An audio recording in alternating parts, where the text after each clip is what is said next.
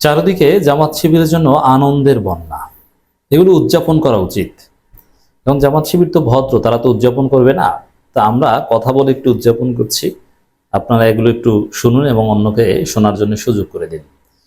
ইতিহাসের শিক্ষা কতটা নির্মম, কতটা দ্রুত ইতিহাস পাল্টে যেতে পারে, কত দ্রুত মানুষ দুনিয়ায় শিক্ষা পেতে পারে। আমরা 5 আগস্টের পর অনেক কিছু দেখছি। আপনাদের নিঃসন্দেহে মনে আছে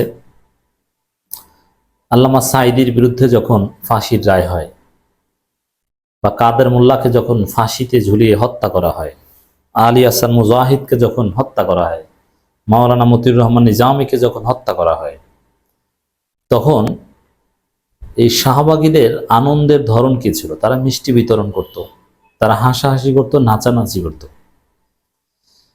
তখন এই ব্যারিস্টার তুরিন আফরোজদের এক্সপ্রেশন কি ছিল? তখন এদেশের ইসলামপন্থীরা, এদেশের দেশপ্রেমিকরা কান্না করেছিল। আজকে কয়েক বছরের ব্যবধানে আমরা খবর দেখছি, কিছু কিছু খবর আমাদেরকে আনন্দ দেয়। তার মধ্যে একটা খবর হচ্ছে, কাঠগড়ায় ফুপিয়ে ফুপিয়ে কাঁদলেন তুরিন আফরোজ। এই তুরিন আফরোজের যে এক্সপ্রেশন, আমরা অবশ্য তখন থেকেই কঠিন কথা বলতাম হাসিনার রক্তচক্ষু উপেক্ষা করে। এই তুরিন আফরোজদের বিরুদ্ধে আমরা কঠিন শব্দ চয়ন করতাম হাসিনার আমলে। সেই তুরিন আফরোজের হাসি, তার ভেঙচি, এগুলো ইসলামপন্থীদের কাঁদিয়েছে, আলেম ওলামাদের কাঁদিয়েছে। আলেম ওলামাদেরকে বলতো সন্ত্রাসী, ঢালাও ভাবে আলেম ওলামাদের তালিকা করতো, কি গণকমিশন না কি কমিশন দিয়ে শারিয়ার কবিদের সাথে। এখন দেখেন, আওয়ামী লীগের লোকজনকে পিটিয়ে হত্যা করলেও আমার কাছে ওইভাবে আনন্দ লাগে না, কারণ আওয়ামী লীগের লোকজন নিজেদেরকে পিটিয়ে হত্যা করে অথবা গুলি করে হত্যা করে, এটা আমি সিরিয়াস নাই বিষয়ে। কিন্তু যখন দেখি তুরিন আফরোজরা কান্না করেন তখন ভালো লাগে। যখন দেখি সেই শামসুদ্দিন মানিক কলা পাতায় শুয়ে থাকেন তখন ভালো লাগে। যখন শুনি শামসুদ্দিন মানিকের কি নাকি নষ্ট করে দিয়েছে, অপারেশন করা লাগছে, তখন ভালো লাগে। যখন দেখি এই তুরিন আফরোজ গং, এই শাহবাগীদের গায়ে মানুষ ডিম মারে, তখন ভালো লাগে। শাহজাহান খান বা ওবায়দুল কাদেরদের গায়ে ডিম মারলে আমি অতটা সিরিয়াস না, কারণ আওয়ামী লীগ এমন দল, তারা প্রয়োজনে জামাতকে ফাঁসি দিয়েছে, প্রয়োজনে আবার জামাতের সাথে জোটও করেছিল। অতএব এটা রাজনৈতিক বিরোধিতা। মূল সমস্যাটা হচ্ছে শাহবাগীরা, এদের মতো অমানুষ, অমানবিক, নিকৃষ্ট জন্তু পৃথিবীতে হয় না। 2013 সালে যারা শাহবাগ আন্দোলন দেখেছেন তারা জানবেন যে এরা কতটা খারাপ। এই তুরিন আফরোজ, এদের চরিত্র যে কতটা নিকৃষ্ট।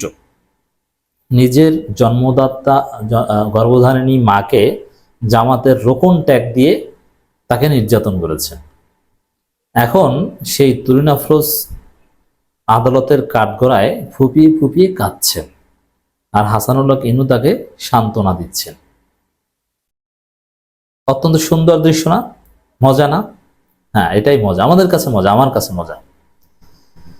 তো দর্শক, সবগুলো এই যারাই এই দেশপ্রেমিক নেতাদের হত্যায় নগ্ন উল্লাস করেছিলেন, তারা একে একে সবাই এখন কাঁদছে, কান্না করছে। তাদের চোখের পানিগুলো আমাদের কাছে ভালো লাগে।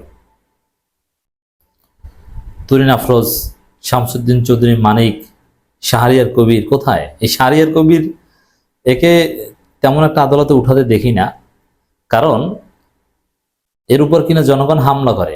ডিম মারতে যে আবার কিনা লোহার ডিম মারে, নাকটা কি অবস্থায় কে জানে। হেলমেট পরানো নিরাপদ না, এই জন্য তেমন আদালতে একটা দেখা যায় না, কিন্তু আছে, ভিতরে আছে। তো এই লোকগুলো গ্রেপ্তার হয়েছে, বিশেষ করে 3 জন লোক গ্রেপ্তার, এটা জামাত শিবিরের জন্য চরম আনন্দের। তারা উদযাপন করে না, আমি উদযাপন করলাম এই কথা বলার মাধ্যমে। শাহরিয়ার কবির, তুরিন আফরোজ, শামসুদ্দিন চৌধুরী মানিক, এই 3 শাহবাগী, এরা আওয়ামী লীগের চাইতেও ভয়ঙ্কর। আওয়ামী লীগকে চাপ দিয়ে তারা এই অনেক কাজ করিয়েছিল। যেমন কাদের মোল্লাকে ফাঁসি দেওয়া আওয়ামী লীগের উদ্দেশ্য ছিল না, কিন্তু আওয়ামী লীগকে বাধ্য করেছে এই শাহবাগীরা। এর মানে এই না যে আওয়ামী লীগ দুধের ধোয়া। মানে আওয়ামী লীগ তো খারাপ, এই খারাপের মধ্যে জাহান্নামের বিভিন্ন স্তর আছে না? একটা হচ্ছে জাহান্নামে হাবিয়া, আর একটা হচ্ছে আরেক জাহান্নাম, এইভাবে বলতে পারেন। উদাহরণ, নারী পুলিশ সদস্যদের সহযোগিতায় আন্তর্জাতিক অপরাধ ট্রাইব্যুনালের সাবেক প্রসিকিউটর অ্যাডভোকেট তুরিন আফরোজকে, ব্যারিস্টার সম্ভবত, ঢাকায় মেট্রোপলিটন ম্যাজিস্ট্রেট আদালতে কাঠগড়ায় তোলা হয়। আদালতে তোলার সময় তাকে হাস্যোজ্জ্বল দেখা যায়। কাঠগড়ে ওঠানোর পর তিনি পেছনে দাঁড়িয়ে ফুপিয়ে ফুপিয়ে কাঁদছিলেন। এর মানে ক্যামেরার সামনে মানুষকে, ওই যে শাহজাহান খানরা, সৈকতরা একটু ভাব দেখানোর চেষ্টা করে, ওটা আসলে উপরে উপরে, কিন্তু ভিতরে ভিতরে ওরা হতাশ।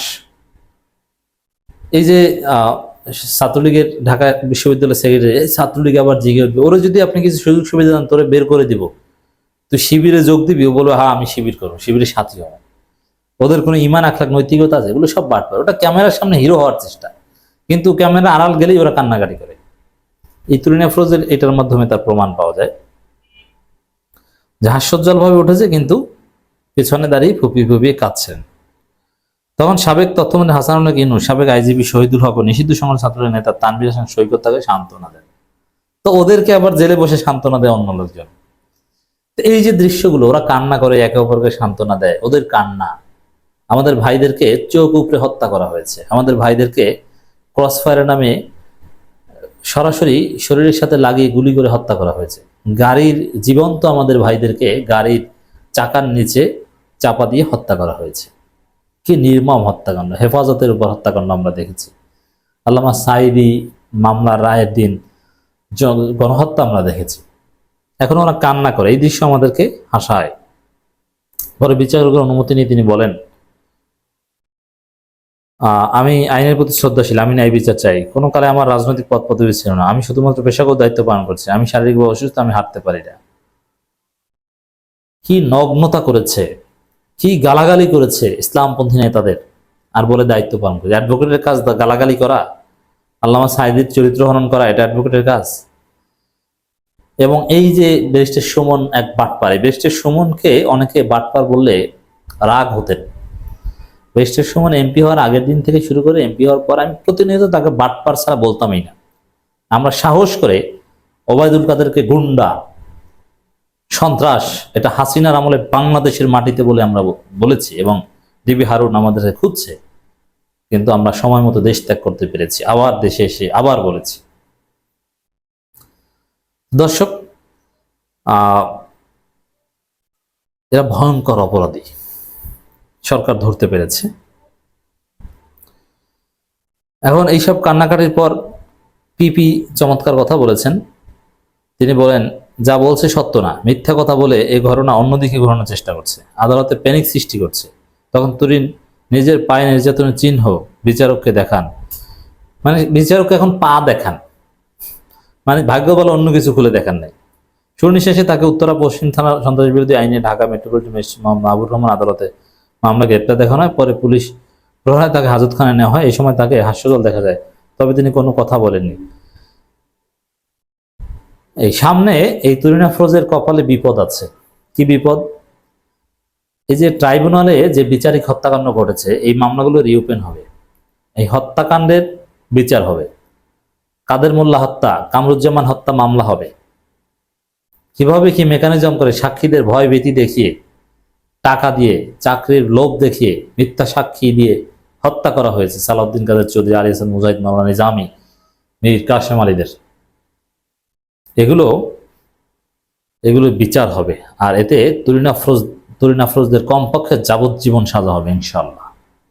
তখন আমরা আরো হাসবো, আরো উদযাপন করব।